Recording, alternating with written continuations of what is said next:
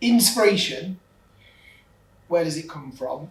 So when I was like in the pits of making this business and at the pits of everybody not believing me, and I just needed that motivation to sort of get up and go, I would go to YouTube as well. There's this guy, my husband hates him. I absolutely love him. He's called the hip hop preacher. Okay. His name's Eric Thomas, E.T. And he's just so, he was the first, you know, I grew up with sort of Napoleon Hill. We've all read Rhonda Byrne's sort of Secret. But he just seemed 21st century because he would just, you know, be relatable. You'd be like, you know, you'd be successful if you just didn't look at your phone all day. You'd be successful. And he had this guru story. It's true. It's true, yeah. And so he, you know, and a big thing of what he did is he would go into schools, which is something that I love doing, is the mentoring side. To do that with universities. And he'd teach the kids. And it wouldn't be these, you know, like elite schools either. It'd be schools that we'd go to. And I love that about him. And again, yeah, he made it fun and he made it relatable.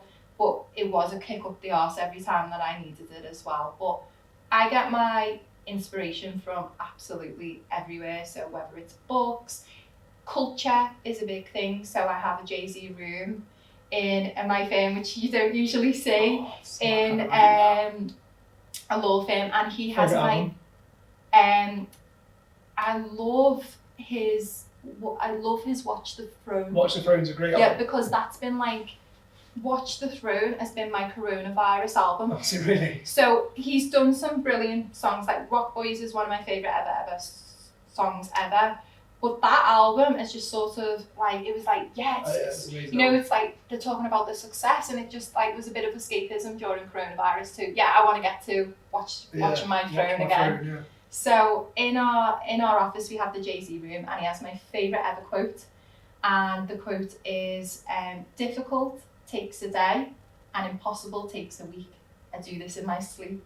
And I just love that sort of mantra. Yeah. And you know, one of the best books that I've read was Robert Greene's book with 50 Cent, which was, you know, the 50th Law of Success. That book was absolutely amazing. But the biggest inspiration I actually get, as cheesy as this sounds, is I actually get it from my team.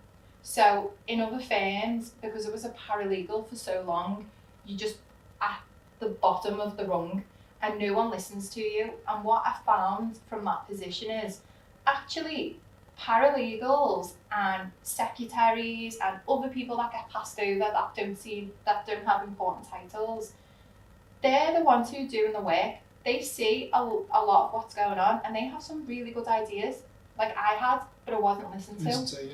So in my firm now, we have the amphitheatre, we have an anonymous suggestion box. We ensure that our culture is one of transparency, where every single person has a voice. And actually, you know, it's Ashley, my work wife, who's my PA, and Natasha, who's one of our secretaries. They've probably contributed the most to sort of the team building ideas. And in other firms, they would potentially be passed over.